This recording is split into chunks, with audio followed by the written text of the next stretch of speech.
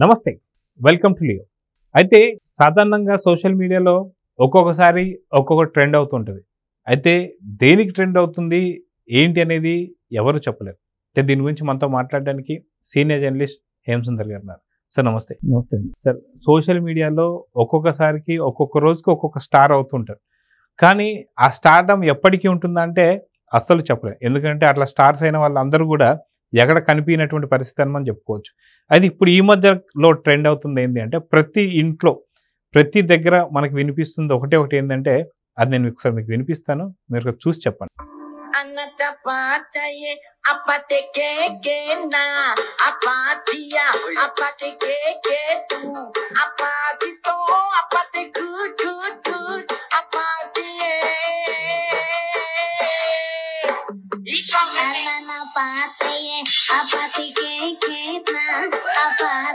మంచి ఊపు వస్తుంది.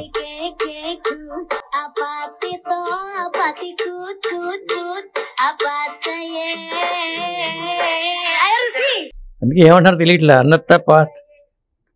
అన్నత్త పాతయ్యే అంటే ఏంటో తెలియదు నాకు. అది థాయిలాండ్ వాళ్ళు, మొత్తానికి అది ఒక టీము వాళ్ళు. మనకి ఇక్కడ లంబాడి తండాల్లో ఎలా ఉంటారో ఆ తరహాలో గెటప్లు వాడు పాడిన పాటనే ఇవాళ రీల్స్ చేసి వదులుతున్నారు చాలామంది. అంటే క్రియేటివిటీ జనంలో ఎంతగా ఉందనేది నాకు అర్థమవుతుంది. ఎందుకంటే ఇప్పుడు సుజాత గట్టు వాళ్ళు కూడా అక్క చెల్లెళ్ళు ఇద్దరు కూడా ఈ పాట చేశారు. అలాగే చిన్న పాప వాళ్ళ నాన్నగారు చేస్తుంటారు, వాళ్ళు తెగ రీల్స్ చేస్తుంటారు, వాళ్ళు చేశారు. అంటే వాళ్ళు వీళ్ళని కాదు, ప్రతి ఇంట్లో నుంచి కూడా రీల్స్ చేసేస్తారు ఈ పాటని. మొన్నటిదాకానేమో రాను రాను బొంబాయికి అని పాట ఉంది కదా, ఆ పాట రామురాతోడో ఏదో పేరు, అది నాచిపోడు. అది ఎంత వైరల్ అయిపోయిందంటే మామూలుగా వైరల్ అవ్వాల. అంటే జనాల క్రియేటివిటీ ఒకటి. ఇంకోటి ఏంటంటే ఇప్పుడు మన తెలుగు పాటే చాలా అందంగా ఉంటుంది అని అనుకుంటూ ఉంటాం మనం. ఇప్పుడు చూడండి ఈ పాట, అది దాని అర్థం ఏంటి తెలియదు మనకి, కానీ అందరూ స్పందించారు. అంటే బాగుంటే ఖచ్చితంగా అందరూ స్పందిస్తున్నారు. అది అయితే సోషల్ మీడియా ఏదైతే ఉందో ఓవర్ నైట్ స్టార్స్ని చేస్తుందని చెప్పేసి అనడానికి ఎటువంటి అతిశయోక్తి లేదు. ఎందుకంటే గతంలో కూడా మనం చూసుకుంటే ఏదైతే కుమార్ ఆంటీ కావచ్చు, ఫుడ్కి సంబంధించి ఆమెను పెద్ద స్టార్ని చేశారు. ఆమె దాదాపు బిగ్ బాస్కి వచ్చేస్తుందని చెప్పేసి అని, లేదా ఆమెతో ఇంటర్వ్యూస్ అని చెప్పేసి చాలా ఒక పెద్ద ఎత్తున చేశారు. కానీ ఇప్పుడు ఆవిడకి సరైన బిజినెస్ లేదని చెప్పి కొంత వార్తలు అయితే వస్తున్నాయి. అంటే సోషల్ మీడియా ఎంతవరకు ప్రోత్సహిస్తుందో అంతే, ఎంత లాభం చేస్తుందో అంతే నష్టం కూడా చేస్తుందని చెప్పి అనుకోవచ్చు. అదేనండి. ఇప్పుడు దీనికి ఏంటంటే ఒక ఇన్ఫ్లుయెన్సర్స్ అని ఒక పేరు పెట్టారు. ఇలా ఈ సోషల్ మీడియాలో పాపులారిటీ వచ్చిన వాళ్ళ ఇన్ఫ్లుయెన్సర్స్ అని పెట్టేసేసి పెట్టడం వల్ల ఏంటంటే నాకు ఏదో వచ్చేసిందని చెప్పి వీళ్ళు కూడా ఉన్న బిజినెస్లో కొన్ని దాంట్లోకి వెళ్ళిపోతున్నారు.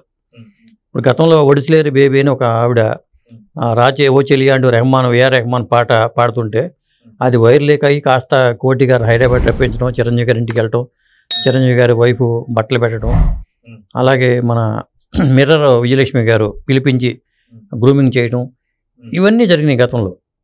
అంతెందుకు నేను కాక మొన్న మోనాలిసా అనే అమ్మాయి, పూసలు అమ్ముకునే అమ్మాయి కుంభమేళాలో చూసుకుని నేను డైరెక్టర్ని చేస్తానని చెప్పి అమ్మాయిని తీసుకెళ్ళి నేను హీరోయిన్ చేస్తానని చెప్పి నేను డైరెక్టర్ అని చెప్పి సనోజ్ మిశ్రా అని వాడి పేరు తీసుకెళ్ళాడు. వాడిని ఇప్పుడు రేప్ కేసులో అరెస్ట్ చేశారని చెప్పి వార్తలు వస్తున్నాయి. అంటే ఒకళ్ళని కాదు, ఎంత పైకి వస్తున్నారో కొంతమంది పైకి వచ్చేవాళ్ళు ఉంటున్నారు, కానీ ఎక్కువ మంది తెరమరుగైపోతున్నారు. అంటే కొత్త ఒక వింత పాత ఒక రోత అంటారు కదా, ఒక ట్రెండింగ్లోకి వచ్చేసి కాస్త ట్రెండ్ అవుతున్నారు. వాళ్ళు ట్రెండింగ్లో కాగానే తెగ వీడియోలు చేసేస్తున్నారు. ఇప్పుడు బుల్లిరాజు సంక్రాంతికి వచ్చిన సినిమాతో బుల్లిరాజు బాగా ఫేమస్ అయ్యాడు. అసలు బుల్లిరాజు ఎవరు ఎక్కడ వాడంటే అతను గతంలో జనసేన పార్టీకి ప్రచారం చేయడం తర్వాత సినిమాలో విశేషం రావడంతో అతను పట్టుకుని రీల్స్ కూడా చేసి తెగ పెట్టేశారు. అతని కూడా రీల్స్ కూడా వైరల్ అయిపోయినాయి. అది ఒక ట్రెండ్గా మారిపోతుంది ఇది. అయితే ఇది ఇక్కడ మాత్రమే కాదు, బాలీవుడ్ కావచ్చు, మిగతా ఎక్కడైనా సరే సేమ్ ఇదే ట్రెండ్ అయితే కొనసాగుతుంది. బాలీవుడ్లో చూసుకుంటే కొంతకాలం క్రితం కచ్చా బాదం అనే సాంగ్ మాత్రం ఎంత ఫేమస్ అయిందో మనందరికీ తెలిసిందే. ఆ సాంగ్ని మళ్ళీ రీమేక్ చేయడం, ఆ సాంగ్ చాలా పెద్ద హిట్ అవ్వడం, కానీ మళ్ళీ ఇప్పుడు అతను ఎక్కడున్నాడో కూడా కనిపించినటువంటి పరిస్థితి. అదేవిధంగా చూసుకుంటే రైల్వే స్టేషన్ దగ్గర ప్లాట్ఫామ్ మీద పాటలు పాడుకునేటువంటి ఆవిడని కూడా, అది కూడా బాలీవుడ్ సూపర్ డూపర్ స్టార్స్ ఎవరైతే వాళ్ళు తీసుకెళ్ళడం, ఒక పాట పాడడం, ఇప్పుడు కొంచెం ఎక్కడికని.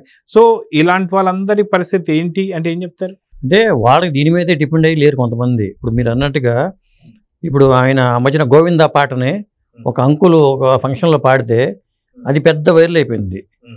ఆ గోవింద డ్యాన్స్ మూమెంట్స్ గోవిందాతో కూడా కలిపి చేయటం ఇలా అయిపోయింది. అంటే వాళ్ళకి ఏంటంటే హాబీగా చేసేవాళ్ళు కొంతమంది ఉన్నారు, ఈ రీల్స్ చేసుకునే వాళ్ళు హాబీగా చేసుకునే వాళ్ళు ఉన్నారు. హాబీగా చేసుకుంటే ఓకే, కానీ కొత్తగా చేసేవాళ్ళు వాటిలోంచి చూసి హీరోయిన్లుగా అవకాశాలు వస్తున్నాయి. ఇది ఒక పెద్దగా మంచి పరిణామం. ఎవరు సిఫార్సు లేకుండా సినిమా ఛాన్సులు రావడం మాటలు కాదు. నిన్న మొన్న కోర్టు అనే సినిమాలో శ్రీదేవి అనే అమ్మాయి సోషల్ మీడియా ద్వారానే దృష్టిలో పడింది. బుల్లిరాజు అట్లాగే అవకాశం వచ్చింది. కేవలం సోషల్ మీడియా ద్వారానే అతను వెలుగులోకి వచ్చాడు. అలాగే మరి ఫౌజీలో హీరోయిన్గా చేస్తున్న అమ్మాయి ప్రభాస్ పక్కన అద్భుతమైన డ్యాన్సర్, ఆ అమ్మాయికి అవకాశం వచ్చింది. కానీ ఎంతకాలం నిలబడతారు వీళ్ళు అనేది కూడా ఒక పరీక్ష.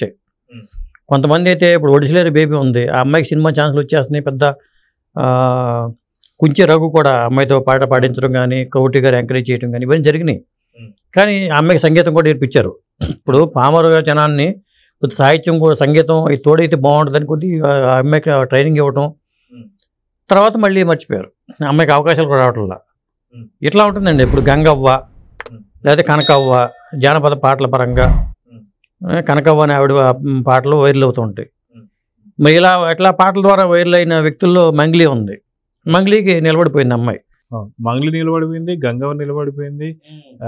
వీళ్ళందరూ కూడా కొంత వెల్ సెటిల్డ్. దీని ద్వారా సోషల్ మీడియా ద్వారా వచ్చారు, వెల్ సెటిల్ అయ్యారు. అవును. సో అందరూ సెటిల్ అవుతున్నారు అని చెప్పి అనుకోవచ్చా, లేదా అందరూ సెటిల్ అవుతలేదు అనుకోవచ్చా? ఎలా చూడాలంటే అంటే ఏ ఉపాధి లేని వాళ్ళకి మంచి అవకాశాలు వస్తున్నాయి. బిగ్ బాస్ ద్వారా ఎలివేట్ అవుతున్నారు కొంతమంది. పల్లె ప్రశాంత్ కూడా కావచ్చు, పల్లవి ప్రశాంత్ కానీ బిగ్ బాస్ ద్వారా వచ్చిన వాళ్ళు అలా కొంతమంది పేరు వస్తుంది. నిలబెట్టుకోవాలి. అప్పుడు అవకాశాలు వచ్చిన తర్వాత దాన్ని అడ్డం పెట్టుకుని మనం ఎదగాలి. ఆ టాలెంట్ కూడా ఉండాలండి. ఇక్కడ ఒక షైన్ అవ్వాలంటే ఆ టాలెంట్ వాళ్ళలో కూడా ఉండాలి. పిఆర్ మెయింటైన్ చేయాలి, టచ్లో ఉండాలి. ఇవన్నీ ఉంటేనే మన సినిమా ఫీల్డే కావచ్చు, ఏ ఫీల్డ్ అయినా సరే వాళ్ళలో ఉన్న టాలెంట్, పలానా నాలో ఈ టాలెంట్ ఉందని గుర్తించినప్పుడు ఆ టాలెంట్ మీద వాళ్ళు సొంతంగా వీడియోలు పెట్టుకుని షైన్ అయిన వాళ్ళు ఉండరు. ఇప్పుడు వైద్యపరంగా చాలామంది డాక్టర్లు, ఏ డాక్టర్ ఆ డాక్టర్ ఛానల్ పెట్టుకుంటూ తను చెప్పాల్సిన సబ్జెక్ట్ చెప్తున్నారు. డాక్టర్లు ఇప్పుడు న్యూట్రిషన్ కూడా పెట్టి ఒక ఆయన ఛానల్ పెట్టాడు. ఆయన ఈ స్టాటిన్స్ అంటే హార్ట్ అటాక్ రాకుండా కొలెస్ట్రాల్ తగ్గిపోవడానికి స్టాటిన్స్ అని వాడుతుంటారు. ఆ స్టాటిన్స్ ఎంత ప్రమాదకరం అంటూ కూడా ఎట్లాంటి అంశాలు పెట్టుకుంటూ వీడియోలు చేసుకుంటూ కూడా ఆయన పైకి వస్తాడు. అంటే వాళ్ళలో ఉన్న టాలెంట్ ద్వారా ఈ సోషల్ మీడియా వచ్చాక, యూట్యూబ్ వచ్చాక అది గుర్తించుకుని దాని మీద ఫోకస్ పెట్టుకుని పైకి చేసేవాళ్ళు ఉన్నారు. ఇప్పుడు నాన్వేషణ అతను చెప్పొచ్చు, ఉదాహరణగా నాన్వేషణ చెప్పొచ్చు. రాము అనే అతను కూడా యాత్రలు చేయడం కానీ, విజయవాడలో ఉన్న అతను ఇంకొక అతను కానీ, ఊరు వాడ అంటూ చెప్పి ఆయన ఊరు తిరుగుకుంటూ చేసే క్రియేటివిటీ. అంటే క్రియేటివిటీ తక్కువగా ఏమి లేదు అందరిలోనూ. సోషల్ మీడియా వచ్చాక కాస్త మెదడుకి పదును పెడుతున్నారు. అది పదును పెట్టి పైకి వచ్చేవాళ్ళు కూడా ఉన్నారు. ఇంట్లో కూర్చొని సంపాదించేవాళ్ళు ఉన్నారు. ఆదిరెడ్డి ఉన్నాడు, ఆయన బిగ్ బాస్ రివ్యూ చెప్పుకుంటూ ఆయన బ్రహ్మాండంగా పైకి వచ్చాడు. అలాగే ప్రసాద్ టెక్ ఇన్ తెలుగు అతను సెల్ ఫోన్ రివ్యూలు చెప్పుకుంటూ అతను పైకి వచ్చాడు. సోషల్ మీడియా ద్వారా పైకి వచ్చిన వాళ్ళు చాలా మంది ఉన్నారు. వాళ్ళని ఇన్ఫ్లుయెన్సర్స్ కూడా అంటున్నారు వాళ్ళని, ఇలా రకరకాల విధంగా. సో ఓవరాల్గా ఈ సోషల్ మీడియా వల్ల వచ్చేటువంటి ఒక స్టార్డమ్ వల్ల వాళ్ళకి మంచిగా చెడ, అంటే దాన్ని వాళ్ళు ఉపయోగించుకునే దాన్ని బట్టి ఉంటుంది అనుకోవచ్చా? ఎలా? ఖచ్చితంగా దాన్ని ఇప్పుడు శంఖంలో పోస్తేనే కానీ తీర్థం కాదంటారు. సరైన పద్ధతిలో ఉపయోగించుకునే వాళ్ళు ఆ పద్ధతిలో వెళ్ళిపోతే బాగానే వెళ్తున్నారు. అలా కాకుండా 10 పడవలమే కాళ్ళు పెట్టుకుంటూ 10 రకాల అవకాశాల కోసం ప్రయత్నిస్తే చెడిపోతారు. మీరు కుమారి అని చెప్పారు, ఆవిడ వంటలు చేసుకుంటూ ఆ పని చేసుకున్నంత వరకు ఆవిడ బ్రహ్మాండంగా ఆవిడ బిజినెస్కి ఏం టోకలేదు. ఆవిడ తీసుకొచ్చి బిగ్ బాస్లో కూర్చోబెట్టడం, ఆవిడ తీసుకొచ్చి సినిమా ఛాన్సులు ఇవ్వడం, ఆవిడ తీసుకొచ్చి పెట్టి షోలు చేసుకోవటం, ఇలా చేశారనుకోండి అసలు పని ఆవిడ మర్చిపోతారు. ఇప్పుడు ఎవరు చేసే పని వాళ్ళతో చేయించుకోవాలి, చేయాలి.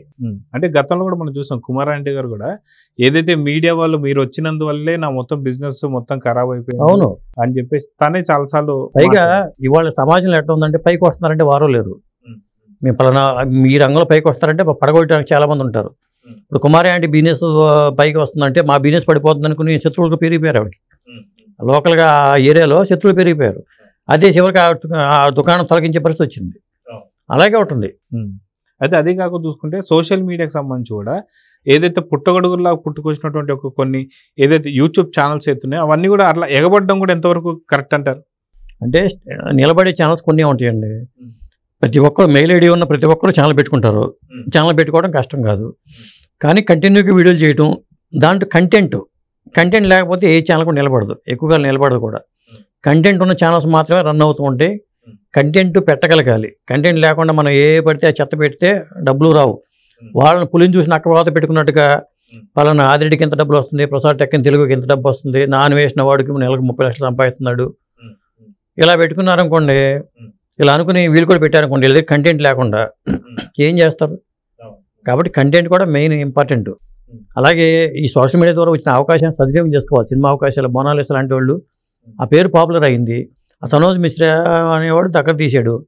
ఇప్పుడు వేరే డైరెక్టర్లకు వెళ్ళిపోయి ఆ అమ్మాయిని పెట్టి చేయొచ్చు.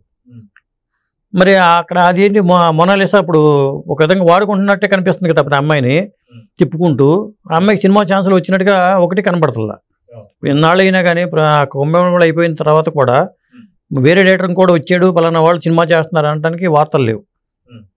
అట్లా ఉండిపోతున్నారు. అంటే ఒక్కోసారి ఏంటంటే కొంతమంది వీళ్ళని ఉపయోగించుకుని వాళ్ళు ఎలివేట్ అవ్వడం ట్రై చేస్తూ ఉంటారు. వీళ్ళ జీవితం ఇదైపోతుంది. అక్కడ మేలుకొనాలి. ఇప్పుడు అది మోనాలిసా కావచ్చు, లేకపోతే ఇంకో వాళ్ళు కావచ్చు. కానీ సో చూద్దామంటే ఖచ్చితంగా ఏదైతే సోషల్ మీడియాలో ట్రెండ్ అవుతున్న ప్రతిదీ కూడా సక్సెస్ అవుతుందా లేదా అంటే వాళ్ళు నిలబెట్టుకునే దాన్ని బట్టి ఉంటుంది. చూద్దాం జరగబోతుందో. నమస్తే. నమస్తే.